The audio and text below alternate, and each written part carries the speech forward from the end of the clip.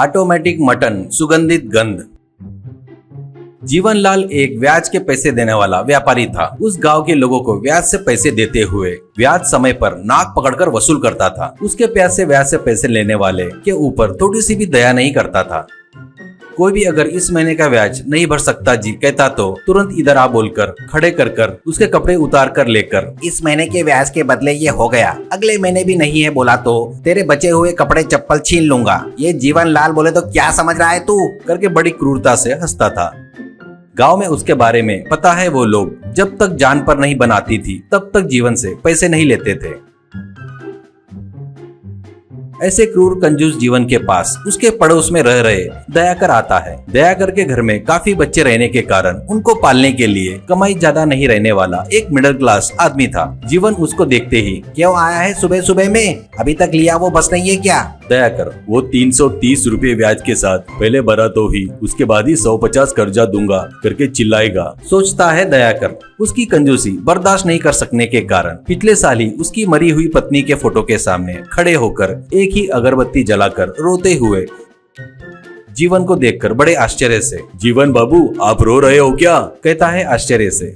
वो सुनकर आराम से आकर, नहीं दयाकर, अगरबत्ती की राख आंखों में जाने के कारण मसल रहा था, तुम यहाँ कैसे आए हो, ऐसा कहता है। दयाकर, कुछ नहीं जीवन बाबू, आज मेरी चौथी लड़की के जन्मदिन पर हमारी बड़ी लड़की ने मटन की सब्जी बनाई है, पड़ोसी हो, अकेले हो ना, इसलिए तुम्हारे लिए थोड़ा सा लेकर आया हूँ, ज्यादा नहीं है, ये लो बस टेस्ट करने के लिए है, करके देता है। जीवन, अरे वाह, क्या है क्या, तेरे को मेरे ऊपर थोड़ा ज्यादा ही प्यार है, इज्जत है दयाकर, वो अपन पुराने जमाने के है ना इसलिए, अभी किसको रहता बताओ ये आपसी प्यार इज्जत बताओ, करके बोलते हुए वो कटोरी लेते हुए वो सब्जी मुंह में डालकर अच्छे से चबाकर, अरे वाह वाह, अरे वाह वाह, जबरदस्त, एकदम मस्त है, ये खा रहा हो तो मेरी पत्नी की याद आ गई, वो जैसे बनाती थी ना बिल्कुल वैसे ही बनाई तुम्हारी लड़की ने। मेरी एक इच्छा है दयाकर, कल मेरी पत्नी का बरसी का दिन है, मटन लाकर रखता हूँ, कल तुम्हारी लड़की मटन बनाए तो मेरी पत्नी को नैवेद्य रखकर प्रसाद के रूप में खाता हूँ, करके सोच रहा हूँ। दयाकर को जीवन पर दया आती है, जाने दो बेचारा अकेला है, ये वो बोले तो अपन इतना भी मदद नहीं किए तो कैसा रहेगा, सोचकर, ठीक है जी, कल हमारी लड़की से बनवा कर भेजता हूँ, ठीक है?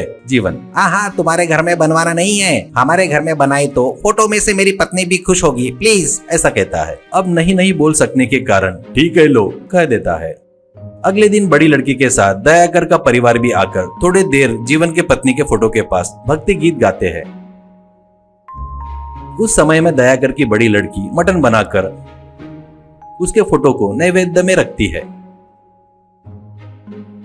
जीवन, थैंक यू दयाकर, आते रहो, खाने का समय भी हो रहा है, अभी तक तुम मुझको जो देने वाले हो 330 रुपए, बाकी ब्याज के साथ और 500 रुपए मिलाए तो तुम मुझे 830 रुपए देने के रहोगे, फिर भी बोला करके कल ही देने की जरूरत नहीं है, कोई बात नहीं, टाइम लेकर आराम से परसों दे देना, कितना भी बोले तो आस पड़ोस के है ना, कहते हुए, नींद आ रही है, खाना खाकर सोना है, कहता है जमाई लेते हुए। दयाकर चौंक कर, ये क्या है, नए 500 रुपए कहाँ से आ गए, कैसे मिलाए, कहता है। जीवन, अरे वाह, कुछ पता नहीं वैसे, अभी तक तेरी बड़ी लड़की और तू और तेरी लड़कियां जब से चूल्हे के पास बैठकर मटन करी मसाले की खुशबू मेरी सब्जी के स्वाद में आधा सूंघ लिए ना, तो उसके बदले में पैसे कौन भरेगा, करके जबरदस्ती दरवाजा धकेलते हुए, परसों तक मेरा पैसा ला कर दे, नहीं तो मुझे गुस्सा आएगा, करके दरवाजा बंद कर देता है। दयाकर से बड़ी लड़की, क्या है ये पिताजी, मेरे से मटन करी फ्री में बनवा कर ऊपर से 500 रुपए चार्ज लगाता क्या, तुम्हारा दोस्त कंजूस है करके सुना था, लेकिन इतना क्या, कहती है। दयाकर सिर पीटते हुए, क्या करूं बेटी, कब से हम आजू बाजू में रह रहे हैं, उसका पाप उसको ही लगेगा, कहता है। बड़ी लड़की, ऐसी वेद की बातें सुनाए तो ऐसे लोग ज्यादा ही फैलने लगते हैं पिताजी, मैं उसको सबक सिखाऊंगी, ऐसा कहती है गुस्से से। अगले दिन नहीं उसके अगले दिन बड़ी लड़की सुबह ही सहेलियों के पास जाकर बरोबर 830 रुपए वो चिल्लर सिक्के को एक डब्बे में डालकर ढक्कन लगाकर लाकर, चलो पिताजी उस जीवन का हिसाब चुकता कर देंगे, कहकर पिताजी के साथ जाकर, ये लो अंकल, मेरे पिताजी जो आपको देने के है ना वो पैसे, कहकर डब्बे को ऊपर नीचे कर रही थी। जीवन खुशी से छीनने गया तो वो लड़की आगे दौड़ते हुए जीवन को अपने पीछे दौड़ाते हुए